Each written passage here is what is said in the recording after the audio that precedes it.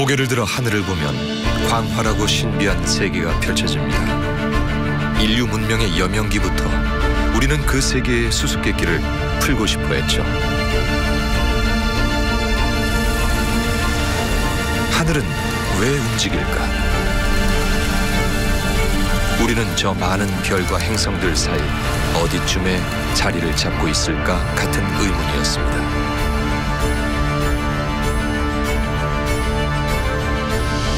우리 조상들은 의문에 답하려고 안간힘을 썼죠. 의문 해결에 본격적으로 뛰어든 지 2000년.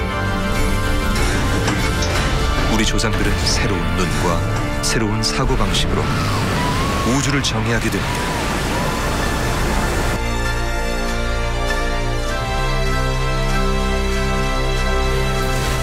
인류는 새로운 도구들을 이용해 천체의 지도를 그렸고 몇몇 선구자들은 우주 속 우리의 진짜 위치를 알아내는 일에 인생을 걸기도 했죠.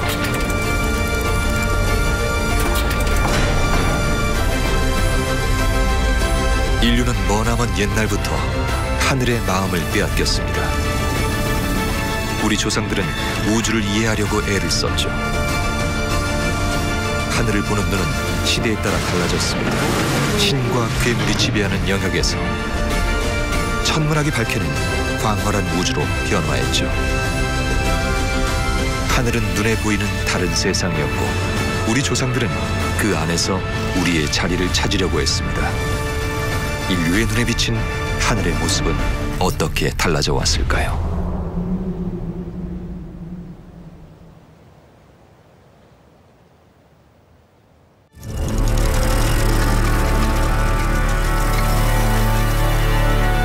오랜 세월, 세상 모든 사람은 땅이 평평하다고 생각했습니다.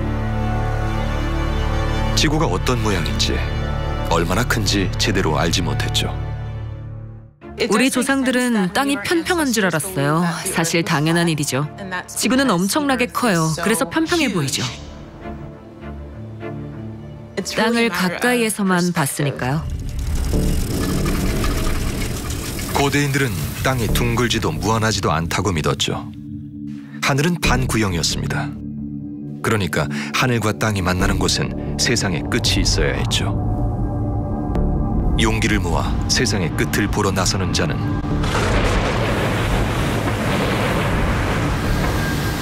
미지의 세계에 들어간다고 믿었습니다.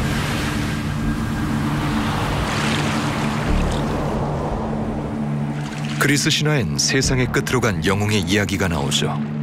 트로이 전쟁을 끝내고 귀환하던 오디세우스였습니다.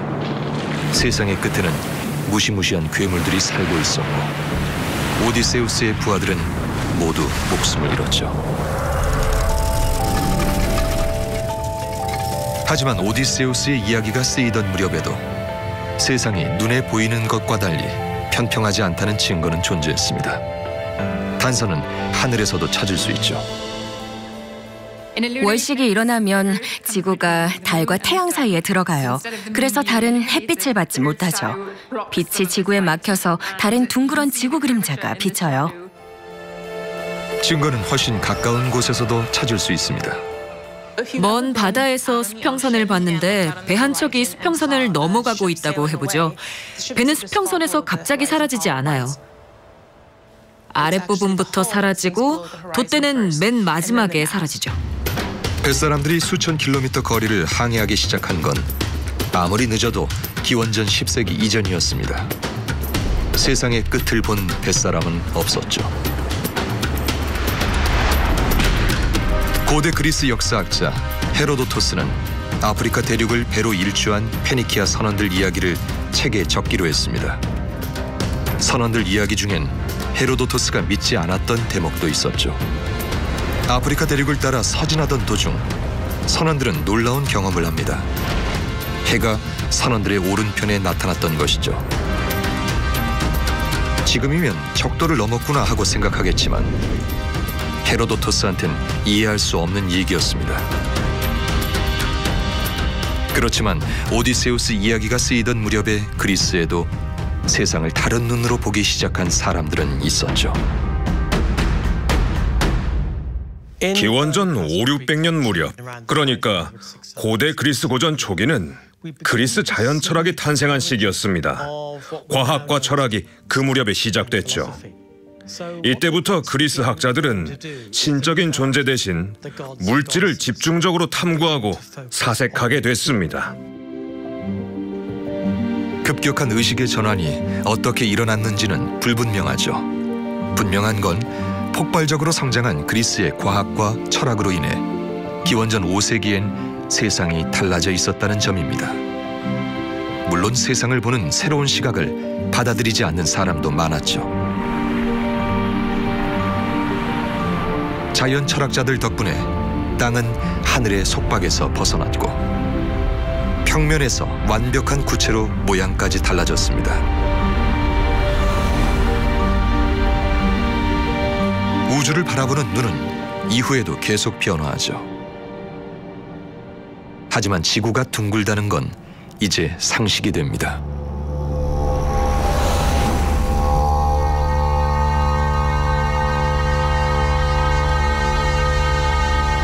우주는 여전히 복잡하고 신비한 곳이었죠. 우리가 사는 땅은 달랐습니다. 지구의 형태를 알아낸 사람들은 다른 게 궁금해졌죠. 지구의 크기였습니다. 이제 문제는 지구는 둥글까가 아니라 얼마나 클까로 변했어요. 이집트 알렉산드리아에는 그걸 알아내기로 한 수학자가 있었죠. 에라토스테네스입니다. 에라토스테네스는 알렉산드리아에 있었던 왕실 도서관의 관장이었고 지구의 둘레를 처음으로 계산했어요. 알렉산드리아 도서관엔 야심찬 목표가 있었습니다. 세계의 모든 지식을 한 지붕 아래 모으겠다는 목표였죠. 에라토스테네스는 기원전 240년 알렉산드리아에 왔습니다. 왕실 도서관은 세계에서 가장 방대한 지식이 모인 곳이었죠. 하지만 궁금증을 해결할 방법은 예상보다 훨씬 간단했습니다. 지구의 반지름은 어떻게 알아낼 수 있을까요? 이용할 수 있는 건 막대기와 땅뿐입니다.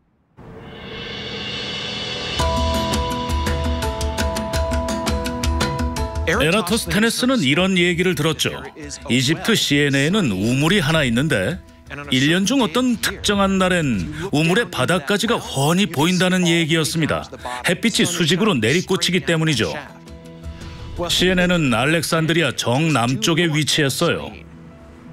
그래서 에라토스테네스는 그날 땅에 막대기를 꽂아서 그림자를 보기로 했죠. 간단한 기하학적 지식을 이용하면 지구의 둘레를 계산할 수 있다는 걸 깨달았기 때문입니다. 에라토스테네스가 막대기를 꽂는 시각은 시에네 우물에서 바닥이 훤히 보이는 시각이죠. 막대기는 그림자를 만듭니다. 그럼 막대기 꼭대기와 그림자 끝이 이루는 각도를 재요. 그 각도는 지구의 중심에서 알렉산드리아와 시에네가 이루는 각도하고 똑같을 테니까요. 에라토스테네스가 측정한 각도는 약 7.2도였습니다. 그 각도와 알렉산드리아와 시에네 사이의 거리를 이용해 에라토스테네스는 간단하게 지구의 크기를 계산해냅니다. 알렉산드리아와 시에네 사이 거리는 5,000 스타디아였죠. 스타디아는 고대에 쓰인 거리 단위입니다. 실험을 한 다음엔 계산을 했어요. 에라토스테네스가 계산해낸 지구의 둘레는 25만 스타디아를 조금 넘는 수치였습니다. 46,500km 정도의 길이죠. 에라토스테네스의 계산 결과는 실제 지구 둘레보다 겨우 16% 큽니다. 실제 지구 둘레는 4만 킬로미터 정도죠. 2200년 전이란 점을 생각하면 놀랍도록 실제에 가까운 수치입니다.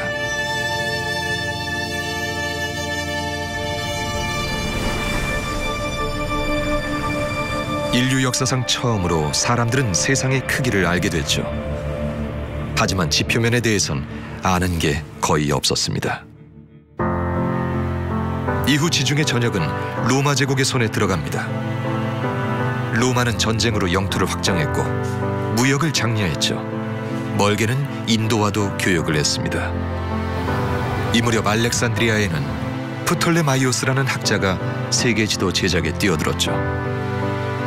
하지만 지도에 필요한 자료가 거의 없었습니다. 지도 제작 역시 상당히 원시적이었어요. 게다가 좁은 지역 지도가 대부분이었죠. 지금까지 남아있는 지도도 거의 없습니다. 프톨레마이오스는 둥근 지구를 평면 세계 지도에 담기 위해 방법을 찾았죠. 그의 지도는 이후 1000년 넘게 애용될 정도로 뛰어났습니다. 콜럼버스도 프톨레마이오스의 지도를 참고해 아메리카 대륙으로 가는 항로를 계획했죠. 하지만 프톨레마이오스의 최대 업적은 세계 지도가 아닙니다. 더 놀라운 업적이 있죠. 수학과 기하학을 이용해 끊임없이 움직이는 천체의 지도를 만들어낸 것입니다. 이 새로운 지도의 출발점이 돼준 건 고대 천문학의 가장 기본적인 가설 중 하나였죠.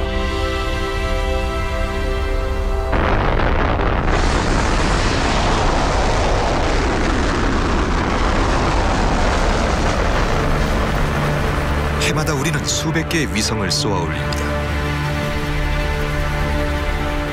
인공위성은 최대 시속 28,000km로 지구 궤도를 돌죠. 인공위성이 없으면 현대인들의 일상은 멈춰섭니다. 하지만 이런 인공위성은 고대 천문학의 기본 가설에 따라서 움직이죠. 인공위성 궤도의 중심이 되는 행성이 우주의 중심이라는 가설입니다. 조금만 생각을 해보면 그리 이상한 생각은 아니죠. 우리는 지구가 도는 걸 못 느껴요. 오히려 태양이 우리 주위를 빙빙 돈다고 느끼죠. 지구상에 살기 때문에 그런 경험을 하는 거예요.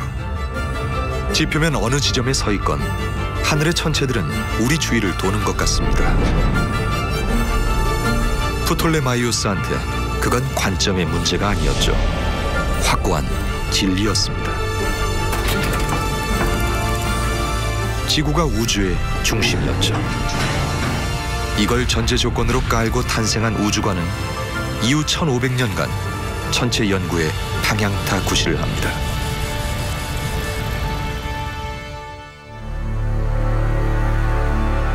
프톨레마이오스는 초기 천문학자들의 연구에 자신의 관측 결과를 더해 새로운 우주 모델을 제시했죠. 초자연적인 존재가 아니라 과학으로 움직이는 우주였습니다. 프톨레마이오스는 우주 속 모든 걸 설명하려고 했어요. 초자연적인 존재가 아니라 자연 철학의 토대에서 말입니다. 신이 아니라 자연 법칙이 우주를 움직인다고 생각했죠. 중심엔 지구가 있었습니다. 우리를 둘러싼 하늘도 구체였죠.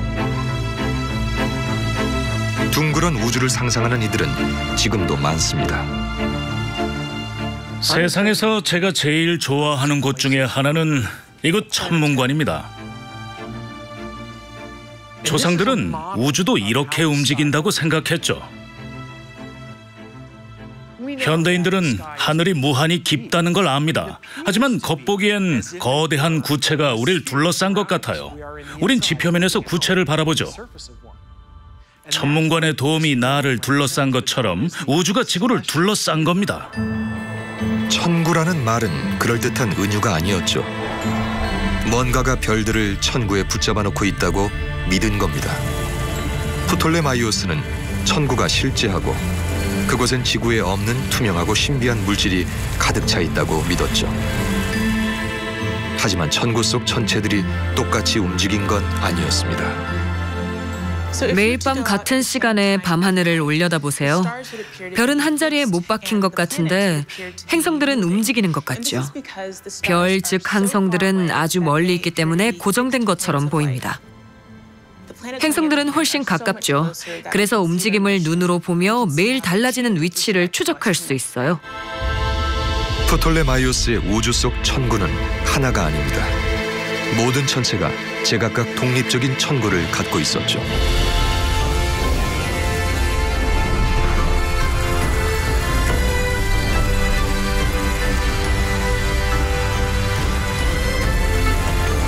가장 가까운 달,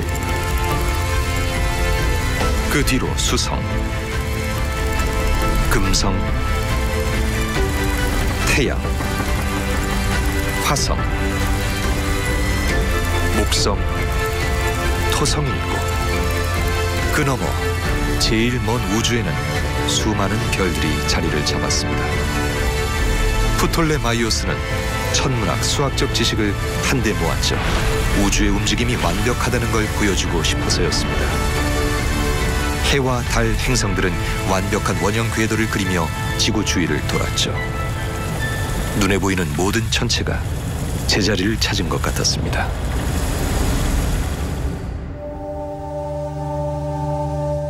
프톨레마이오스의 우주 모델은 모든 천체의 움직임을 설명해 주는 것 같았죠. 모든 천체가 원형 궤도로 움직이고 각 천구에 고정돼 있다면 우주는 모든 게 딱딱 맞아 들어가며 질서 정연해야 합니다. 하지만 사실 우주는 그렇게 움직이지 않아요. 매일 밤 밖으로 나가서 화성을 관찰해 볼까요? 그리고 별들과의 거리를 기록하는 겁니다. 그럼 종종 이상한 움직임이 나타나죠. 속도가 느려지다가 멈추고 반대 방향으로 움직이고 고리를 그리고 다시 앞으로 가기 시작해요. 현대 천문학자들이 역행으로 부르는 현상입니다. 이 이상한 움직임을 설명하기 위해 프톨레마이오스는 하나의 개념을 추가했죠. 주전원입니다. 주전원은 원래 원 위에 원이 있다는 걸 의미하죠. 화성을 예로 들어볼까요? 지구 주위를 원형 궤도로 돌면서 화성은 작은 원도 그리며 돕니다. 지구 주위를 도는 운동만으로는 천체의 실제 위치가 설명되지 않기 때문에 주전원의 개념으로 오차를 일부 교정했던 것이죠. 주전원 덕분에 역행은 설명이 가능해졌습니다. 프톨레마이오스의 보완책은 두 개가 더 있었죠. 첫째, 모든 천체가 지구를 중심으로 돌지만 지구가 수학적 중심은 아니라고 주장했습니다. 둘째, 우주 속 가상의 한 점에서는 모든 천체가 원을 그리며 움직이는 걸 볼 수 있다고 했죠. 지구와 가까운 지점이었습니다. 그 점은 동시심이라고 불렀죠. 이 모든 걸 결합해 프톨레마이오스의 이론은 돌아갔습니다. 물론 현대인들의 눈에는 엄청나게 복잡한 우주 모델이죠. 프톨레마이오스의 우주 모델은 지구가 한가운데 있고 모든 천체가 투명한 천구에 박혀 돌아가고 주전원이 여기저기서 빙빙 돌아가요. 우리 눈엔 좀 우스꽝스럽죠. 하지만 그 우주 모델은 성공적이었어요. 주전원이라는 개념을 도입하면 각 천체의 위치를 상당히 정확하게 예측할 수 있어요. 맨눈으로 볼 때는 더 정확했죠.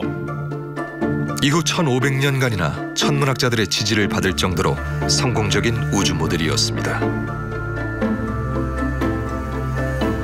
이 우주 모델은 수많은 책에 담겨 출판됐고 모형으로도 제작됐죠. 천문학자들은 이 모형으로 연구와 교육을 했습니다. 프톨레마이오스의 우주론은 신이 통제하던 하늘을 냉정하고 엄격한 수학 법칙이 지배하는 하늘로 변화시켰죠. 하지만 대다수 로마 제국 사람들처럼 프톨레마이오스는 점성술을 믿었습니다. 별과 달, 행성의 움직임이 지구상에 사는 사람의 운명에 큰 영향을 준다고 확신했죠. 대다수 현대인한테는 미신이지만 프톨레마이오스한테는 과학이었습니다. 프톨레마이오스는 점성술의 이론과 활용법을 설명한 책을 쓰기도 했죠. 이런 말도 남겼습니다. 우리가 별과 행성의 위치를 계산하는 이유는 오직 하나, 천체가 우리 삶에 미치는 영향을 알기 위해서다라고요. 사람의 미래를 알려면 별과 행성의 움직임을 예측할 수 있어야 했습니다. 이런 예측이 가능하려면 믿을 만한 데이터가 필요했죠. 프톨레마이오스의 책은 바로 그걸 제공했습니다. 프톨레마이오스의 우주 모델은 수학을 기초로 한다는 점에서도 굉장히 혁신적입니다. 그의 천문학 책에는 행성들의 움직임을 예측하게 도와주는 도표들이 등장해요. 천문학자한텐 아주 유용했죠. 중세 점성술사들도 그걸로 별과 행성의 위치를 계산한 다음 언제 전쟁을 하고 어떤 정책을 펼칠지 왕한테 조언했고요. 프톨레마이오스의 시대 이후 1500년간 사람의 삶과 죽음, 왕국과 왕주의 흥망성쇠는 프톨레마이오스의 우주 모델에 따라 미래를 점친 점성술사들이 결정했죠.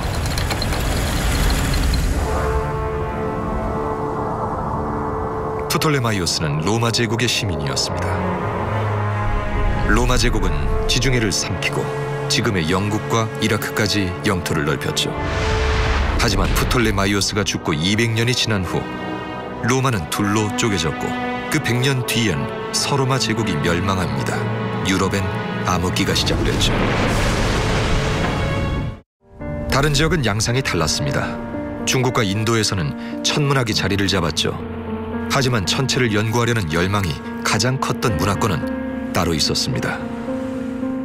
이슬람이었죠. 이슬람 세계에서는 학문과 과학이 놀라울 정도로 발전했어요. 유럽의 중세에 해당하는 시대가 이슬람권에선 절대 암흑기가 아니었죠. 이슬람권은 하마터면 사라질 뻔했던 고대 그리스와 로마의 학문적 업적을 보존했습니다. 12세기 무렵까지도 프톨레마이오스, 아리스토텔레스, 고대 그리스의 수학자들과 과학자들이 남긴 기록 대부분은 서유럽에서 거의 손에 넣을 수가 없었습니다. 이슬람 세계는 이 지식들을 흡수했죠. 이슬람의 황금기로 불리는 흥미로운 시대가 있습니다. 수백 년에 걸친 시기인데 학문과 문화 활동이 왕성했죠. 당시 이슬람권에선 우주의 성질에 대해서 어떤 주장도 펼칠 수 있었어요. 이슬람권 전역에서 새로운 천문대가 생겨났죠. 프톨레마이오스의 우주 모델을 토대로 삼아 이슬람 과학자들은 그 어느 때보다 정확한 천고도를 그렸습니다. 천체 연구에 특화된 기구도 사용했죠.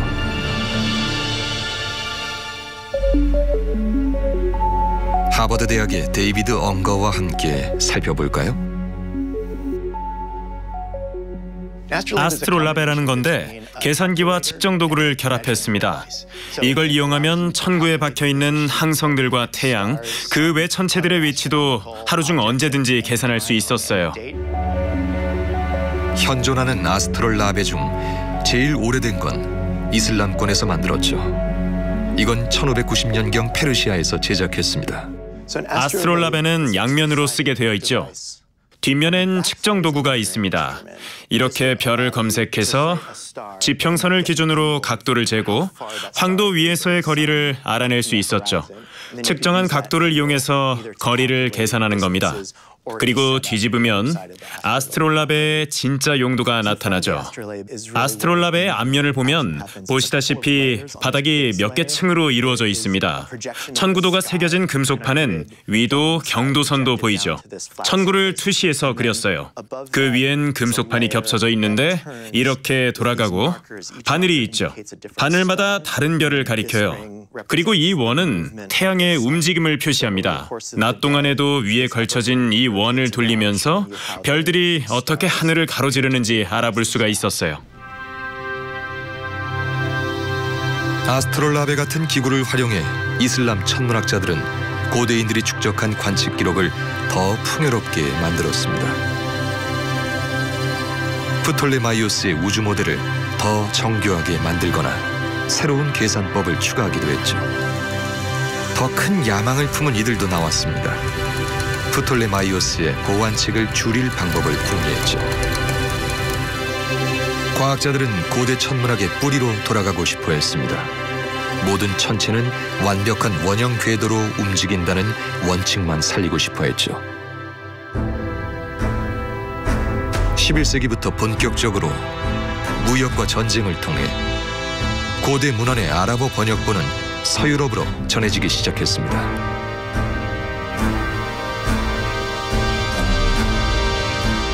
당시 유럽은 고대 그리스, 로마 제국 시절과 완전히 달랐죠. 변화의 원인은 기독교였습니다.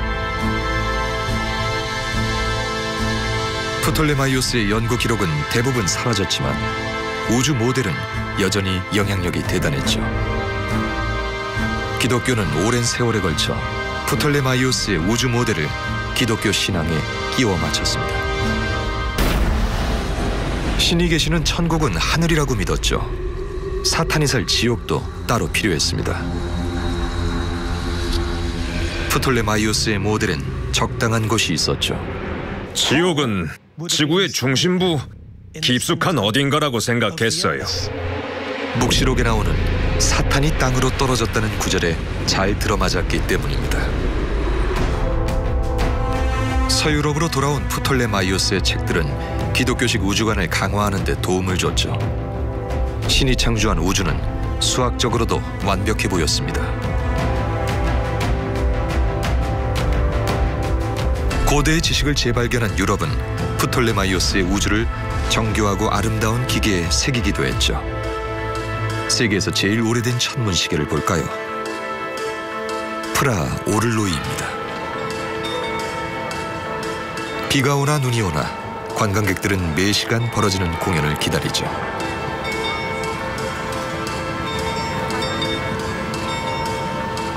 하지만 흔한 자명종 시계와는 다릅니다. 제대로 보는 법만 알면 오를로이는 우주를 안내해주죠.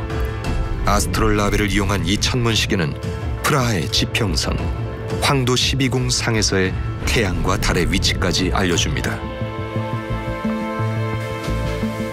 시계 장인 귄터 웨스트만은 30년 전부터 천문시계들을 연구했죠. 이제 프라하 오를로이 뒷면을 보러 왔습니다. 저도 처음 봤어요. 프라하 천문시계는 1410년경에 처음 설치됐어요. 원래 부품은 아주 극소수만 남아 있습니다. 제일 오래된 부분은 아스트롤라베의 바깥쪽 석조 테두리예요. 프라하 오를로이는 처음부터 단순한 천문 기기가 아니었습니다. 천문시계가 중요한 대접을 받은 건 정확한 기능이나 정교한 건축술 때문이 아니었어요. 이 정도 기술과 재력이 있다는 걸 뽐낼 수 있어서 중요했죠. 돈과 기술력을 쏟아부으며 천문시계를 만드는 게 유행했다는 사실은 새 시대의 개막을 보여줍니다. 14세기부터 서유럽에서는 학문의 새로운 부흥기가 밝아왔죠. 고대 그리스와 로마의 미술, 문학, 과학을 재발견하며 시작된 부흥기입니다. 르네상스죠.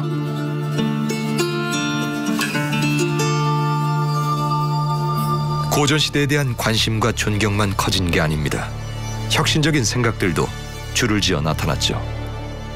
혁신적인 사상은 예상치 못한 곳에서 시작되기도 했습니다.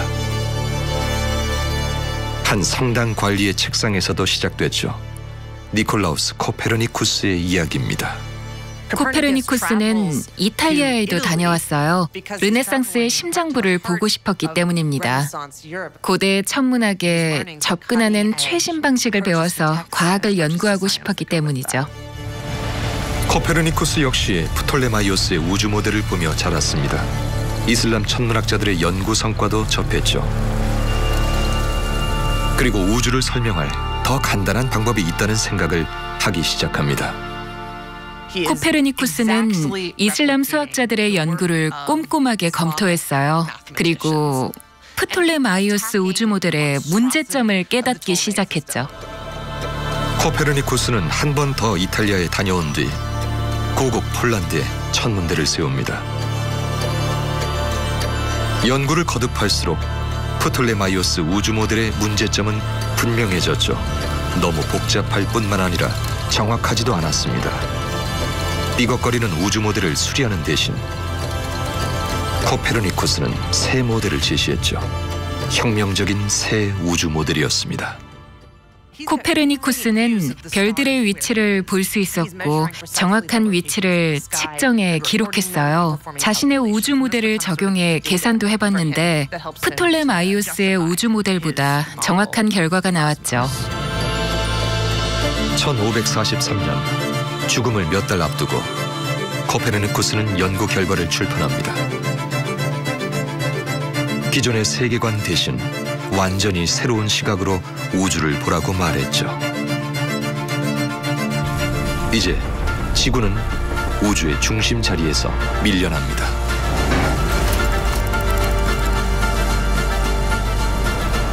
마침내 행성 중 하나가 됐죠. 코페르니쿠스의 우주 모델은 이 행성들이 도는 궤도의 중심에 태양을 앉힙니다.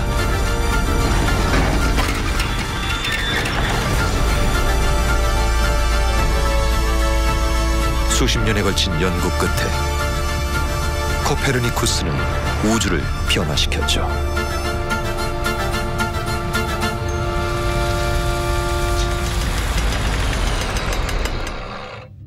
하지만 아무도 알아주지 않았습니다.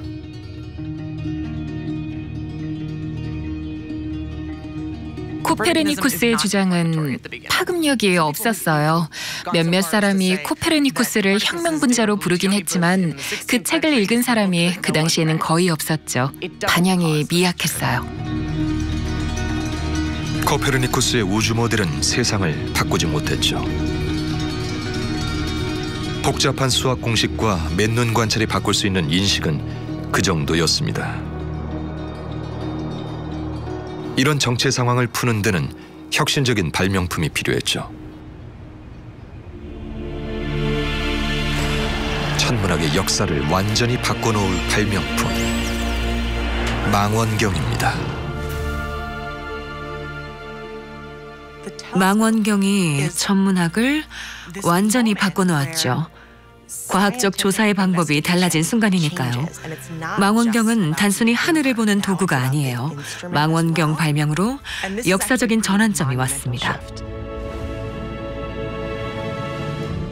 망원경은 인류 역사상 처음으로 인간의 감각기관을 확장시켰죠. 망원경은 천문 연구를 완전히 바꿔놓았습니다.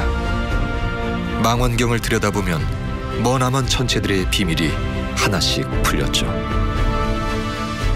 하지만 하늘을 보는 눈을 바꿔준 이 발명품은 원래 과학 연구 목적으로 나온 게 아니었습니다.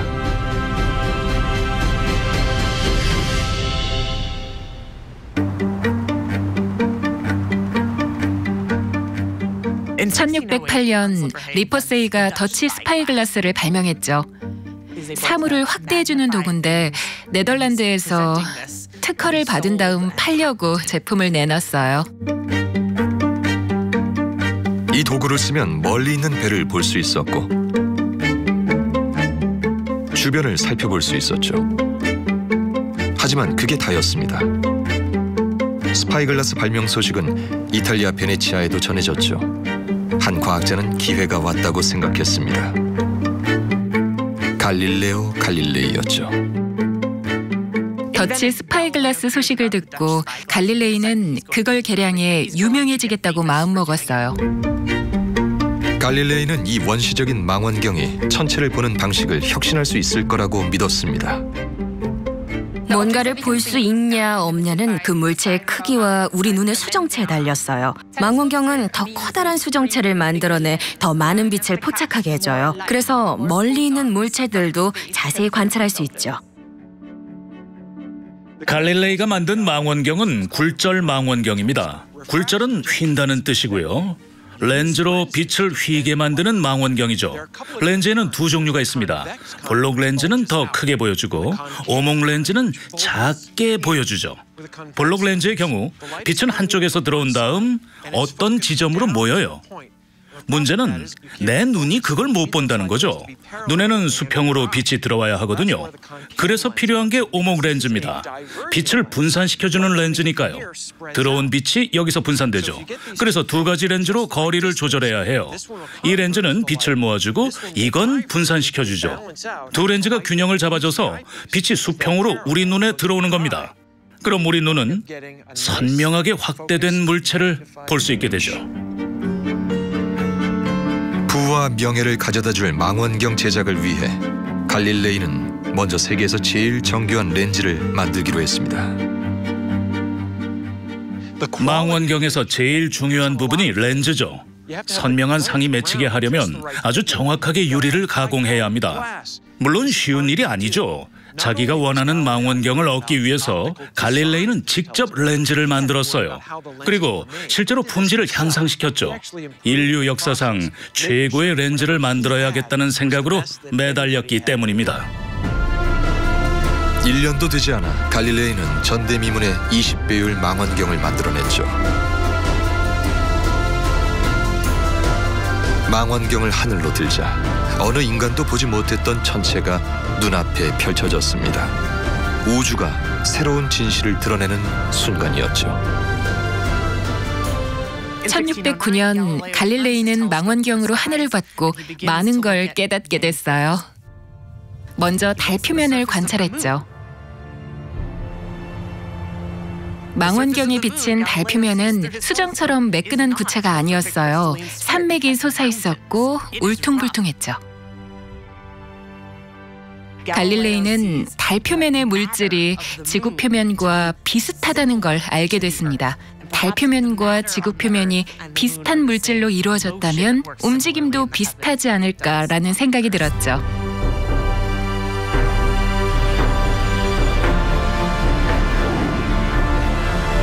갈릴레이의 망원경은 한 번도 보지 못한 천체들을 보여주기도 했습니다.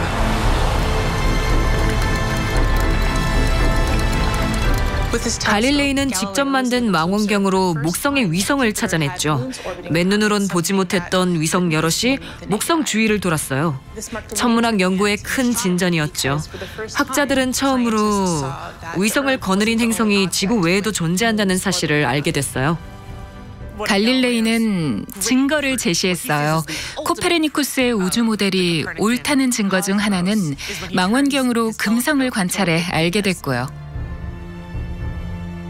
금성의 모양이 달처럼 달라진다는 걸 알아냈죠. 매일 동그랗게 보이는 게 아니라 반달이나 초승달 같은 모양으로 달라진 거예요. 그걸 보고 지구보다 안쪽 궤도를 돈다는 걸 알았죠.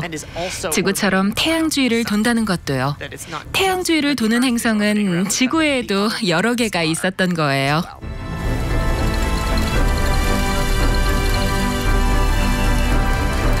망원경 덕분에 갈릴레이는 몇 세대에 걸친 천문학 연구보다도 많은 걸 알아냈습니다.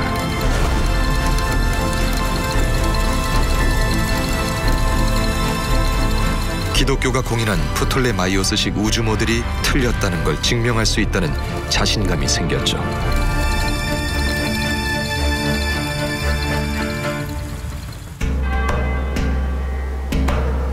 (1610년부터) 갈릴레이가 놀라운 걸 발견했다는 소문은 퍼졌습니다. 서양 역사를 통틀어 가장 강력했던 조직 중 하나와의 충돌은 피할 수 없었죠.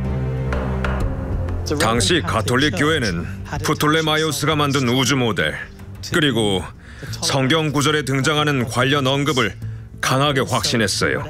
거기에 반하는 얘기는 무조건 틀리다고 생각했죠. 사실 성경은 우주의 구조를 분명하게 설명한 적이 없습니다. 성서 여기저기에 나오는 애매한 구절들을 단순히 해석해 지구를 중심으로 도는 우주 모델을 옹호했던 것뿐이죠. 여호수아기에 보면 태양을 멈추는 이야기가 등장해요. 그 말을 유추하면 신께서 개입하지 않는 이상 태양은 움직인다는 뜻이 되고요. 교회는 이런 구절을 근거로 들며 태양을 포함한 모든 천체가 지구를 중심으로 회전한다는 우주 모델을 옹호했습니다. 이 모델의 의문을 제기한 갈릴레이는 교회의 권위에 도전한 셈이 됐죠. 우주 속 신의 섭리에 의문을 제기한 걸로도 비쳤습니다.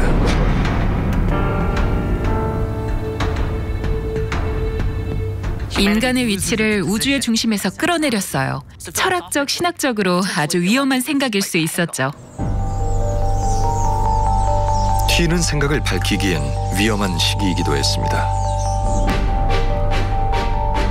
가톨릭 교회는 개신교의 급성장을 억누르기 위해 안간힘을 쓰고 있었죠. 편협한 시각이 목소리를 키웠습니다. 눈치 없이 기성질서에 도전한 이들은 관용을 기대하기 어려워졌죠. 1600년 이탈리아 천문학자 조르다노 브루노는 이단적인 사상을 이유로 화형을 당했습니다. 하지만 갈릴레이는 입을 다물고 있지 않았죠. 갈릴레오 갈릴레이를 이해하려면 굉장히 야심이 큰 사람이었다는 점을 항상 기억해야 해요. 유명해지기 위해서는 뭐든 하려고 했으니까요. 스스로를 세계 최고 과학자 중 하나로 내세우며 갈릴레이는 각계에 편지를 보냅니다. 망원경을 광고하고 자기가 관측한 것의 의미를 설명했죠. 불리한 증거를 스스로 만들어낸 것입니다. 위험한 행동이었죠. 최근 영국 왕립학회에서는 갈릴레이를 올감했던 편지 중 한 통이 발견됐습니다. 키스 무어는 이런 귀한 사료를 보존하는 일을 하고 있죠.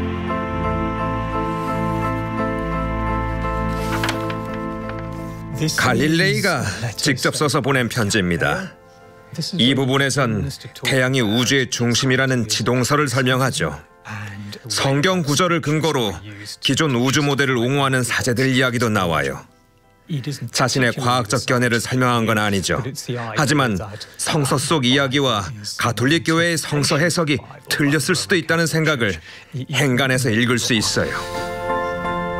갈릴레이는 천문학 이론만 설명한 게 아니라 가톨릭 교회의 성서 해석에도 문제가 있다는 이야기를 했던 것입니다.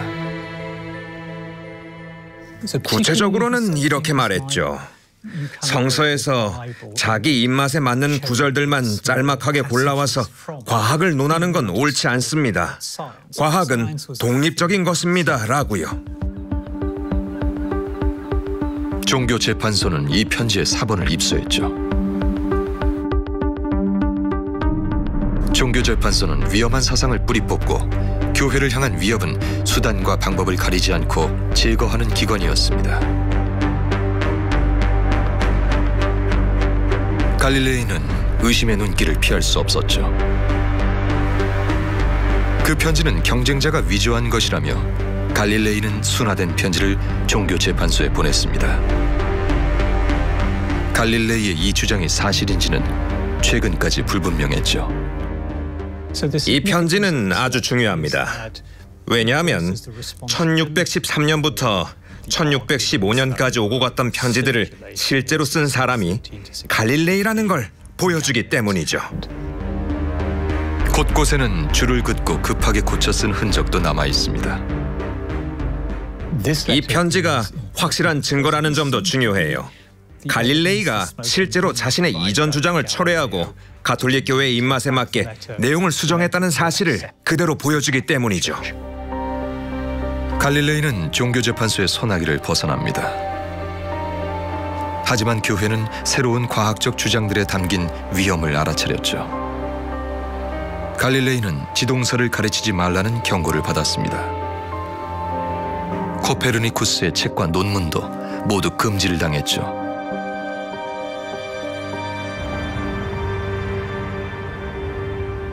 이후 10년 이상 갈릴레이는 지동설을 건드리지 않았습니다. 갈릴레이는 기회가 왔다고 판단했어요. 자신의 후원자이자 친구인 마페오 바르베리니가 교황에 선출됐죠. 우르바노 8세입니다. 친구가 가톨릭 교회 수장이 됐으니 웬만한 건 봐줄 거라는 생각이 들었을 거예요. 그래서 갈릴레이는 프톨레마이오스와 코페르니쿠스의 두 우주 모델에 관한 책을 썼죠. 두 가지 우주 모델을 나란히 기술했기 때문에 종교재판소의 칼날을 피해갈 수 있을 거라고 생각했을 겁니다. 엄청난 계산착오였죠. 갈릴레이는 로마로 소환을 당합니다. 재판도 받았죠. 1633년 6월 22일 갈릴레이는 이단 행위로 유죄 판결을 받았습니다. 종교재판소가 내린 벌은 여생 동안 가택연금에 처한다는 것이었어요. 갈릴레이는 자기 집에 갇혔죠.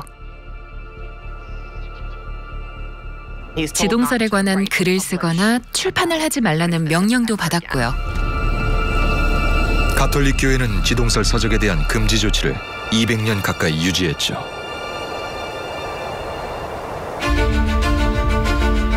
하지만 진실은 이미 세상에 나온 뒤였습니다. 갈릴레이도 계속 침묵을 지키진 않았죠. 아르체트리에 돌아간 갈릴레이는 유럽 전역의 학자, 제자들과 연락을 취하면서 책을 집필하고 출판에도 성공했어요. 새 책은 코페르니쿠스의 물리학을 다룬 2개의 신과학에 관한 수학적 논증과 증명이었죠. 망원경은 갈릴레이가 하늘에서 본 것들을 누구나 볼 수 있게 해줬습니다.